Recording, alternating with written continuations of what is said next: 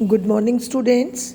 आज हम BSc part first के आयनिक सॉलिड के चैप्टर में रेडियस रेशो जब 0.732 या इससे ज़्यादा होता है तो उसका कैलकुलेशन कैसे किया जाता है ये देखने जा रहे हैं।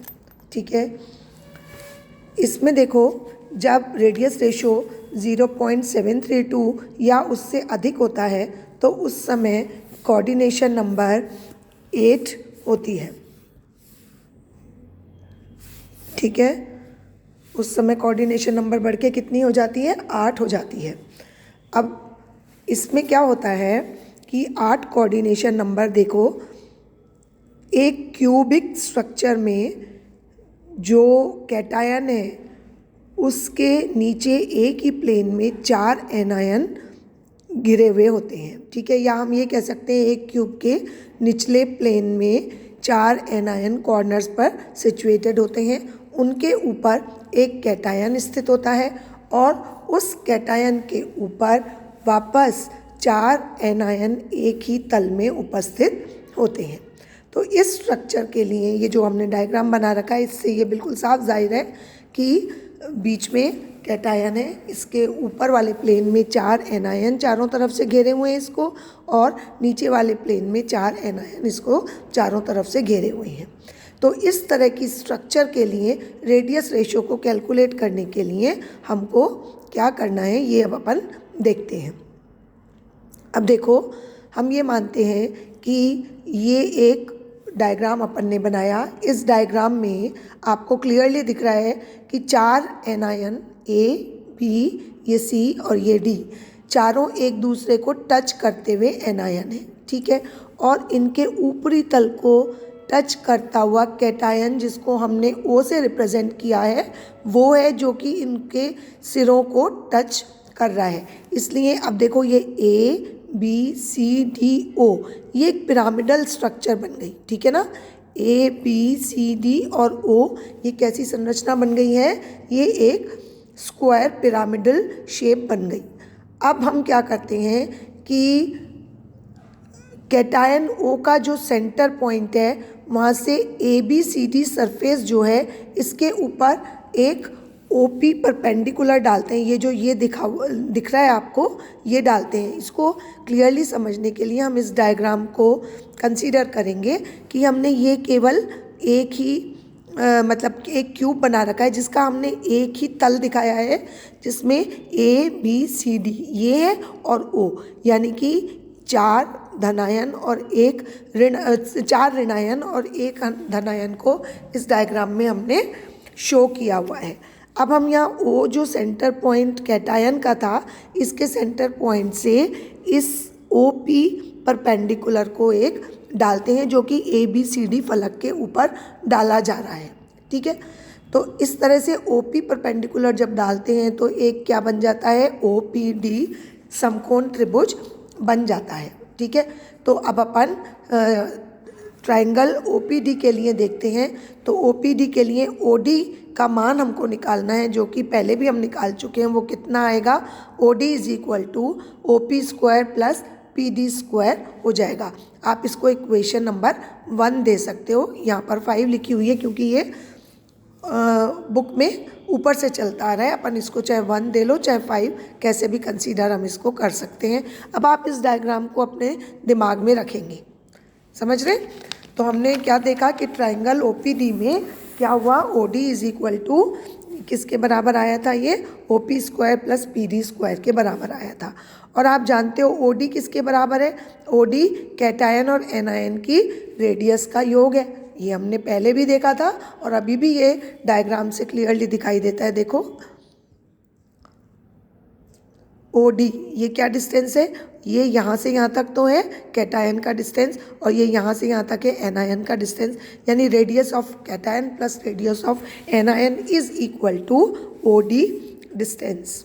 ठीक है, तो ओ डी बराबर हमने क्या लिख दिया? R plus plus R minus लिख दिया। इसको हम इक्वेशन नंबर नेक्स्ट डाल देंगे। अब देखो, यहाँ पर ओ जो पॉइंट है वो क्यूब का सेंटर पॉइंट है, इसलिए जो ओ पी भुजा है इस क्यूब की, उसका मान किसी भी भुजा कोई सी भी ले लो, मान लो AD ले लेते हैं, उसके हाफ के बराबर होगा। तो AD किसके बराबर हो गया? AD is equal to 2R minus हो गया, और OP इसका हाफ है तो ये कितना हो जाएगा? R माइनस के बराबर हो जाएगा। अब देखो जो ये है P पॉइंट है जिस पे जो अपन ने O से स्टार्ट करके लंब डाला है, OP जो है उसमें जो पॉइंट P है वो ABCD जो फलक है उसके बिल्कुल सेंटर में सिचुएटेड है, ठीक है, उस फेस के सेंटर में सिचुएटेड है, इसलिए PD डिस्टेंस जो होगा वो BD का हाफ होगा। इसको एक बार डायग्राम में देखेंगे।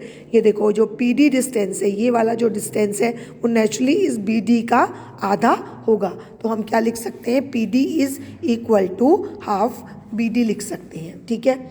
अब यहाँ पर एक और ट्राइंगल बन रहा है, ये देखो BCD, ये बन रहा है ना, ये B, ये C, ये D, इस तरह से एक और यहाँ त्रिभुज बन रहा है। इस BCD में BD स्क्वायर किसके बराबर हो जाएगा? ये हो जाएगा CD square plus BC square के बराबर। इसको हम इस तरह से लिख सकते हैं,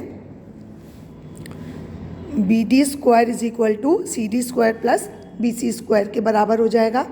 अब BD जो है इसका मान हम निकालेंगे तो इसको अंडर रूट लेकर हम इस तरह से लिख सकते हैं। अब देखो ये जो ऊपर हमने स्ट्रक्चर बनाई थी इसके लिए जो BC और CD की मान है वो किसको रिप्रेजेंट कर रहे हैं? दो एनायनों की रेडियस को रिप्रेजेंट कर रहे हैं। BD ये देख लो या CD ये देख लो, यहाँ पर दो एनायन के रेडियस जो हैं वो इंडिकेट किए हुए हैं। तो इसलिए BC हम किसके बराबर है? CD के बराबर है, और दोनों के मान किसके बराबर है?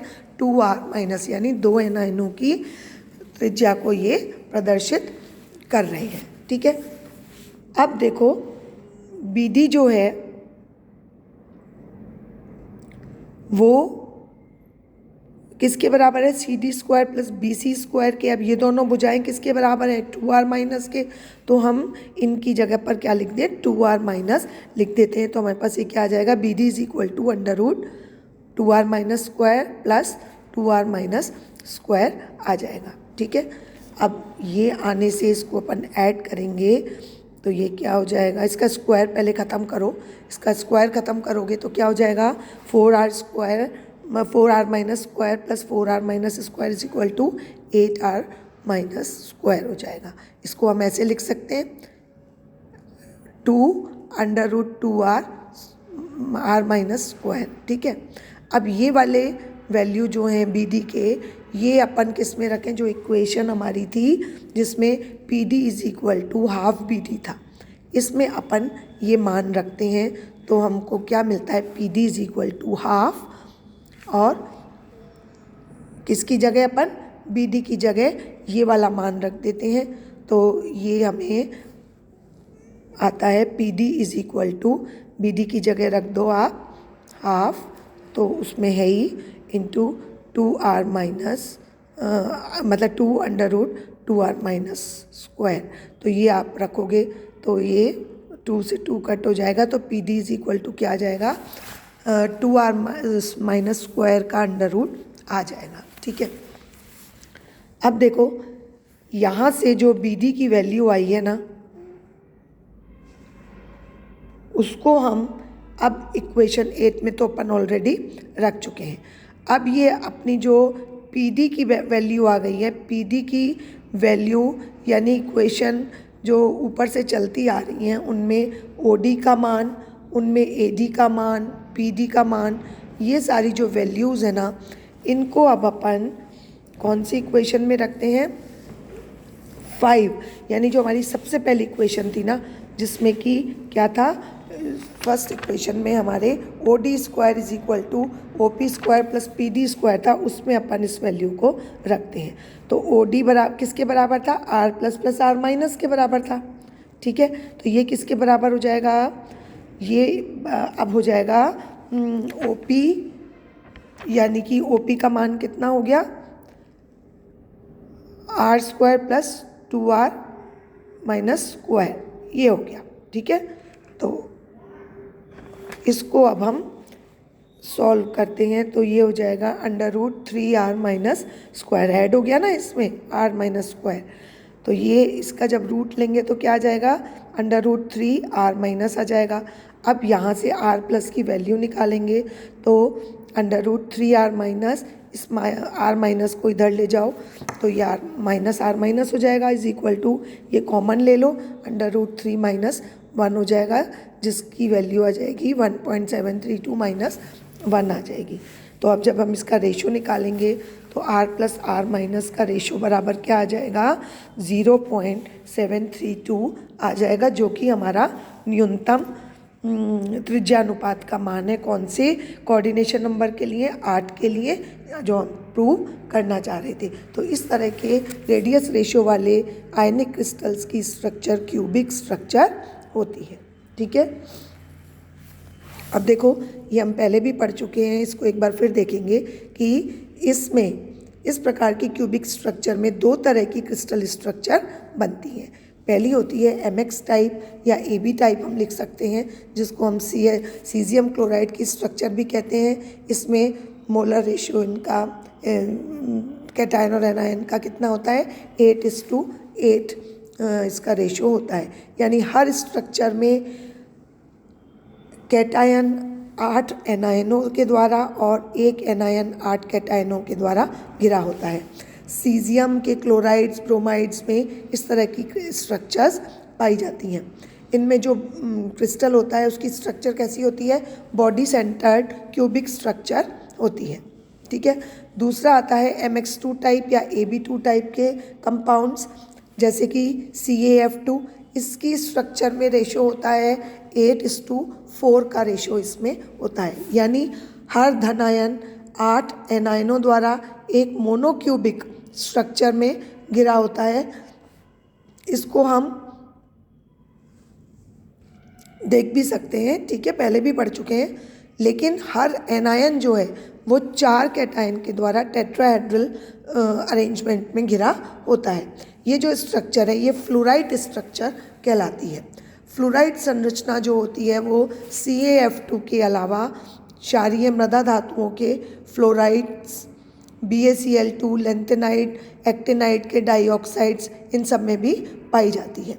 ठीक है, यदि कंपाउंड का फॉर्मूला M2X है, जैसे कि एल्कली मेटल के मोनोऑक्साइड्स हैं, जैसे सोडियम ऑक्साइड है, पोटेशियम ऑक्साइड है, तो इनके जो सल्फाइड्स हैं तो इनकी कैटायन और एनायन की स्थिति अब क्या होगी, बदल जाएगी, इंटरचेंज हो जाएगा, यानी कि धनायन की जगह एनायन वाली संरचना आ जाएगी और एनायन की जगह धनायन वाली स्ट्रक्चर आ जाएगी। ये स्ट्रक्चर चूँकि फ्लोराइड स्ट्रक्चर के ऑपोजिट होती है तो इसलिए इसको एंटी फ्लोराइड स्ट्रक्चर कहते हैं।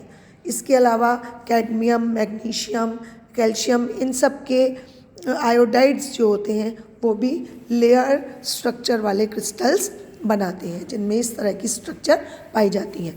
तो आशा है अब आपको ये रेडियस रेशो सबका समझ आया होगा। हमने इसमें देखो कोऑर्डिनेशन नंबर 4, कोऑर्डिनेशन नंबर 6 और कोऑर्डिनेशन नंबर 8 के कंपाउंड्स का जो मिनिमम रेडियस रेशो होता है वो कैलकुलेट करके देख लिया है। एग्ज़ाम पॉइंट ऑफ व्यू से इम्पॉर्टेंट है, एग्ज़ाम में अक्सर एक ना एक को सॉल्व भी करा लिया जाता है। तो आप इसको अच्छे से प्रैक्टिस करेंगे, कोई क्वेरी हो तो आप कभी भी पूछ सकते हैं। Thank you.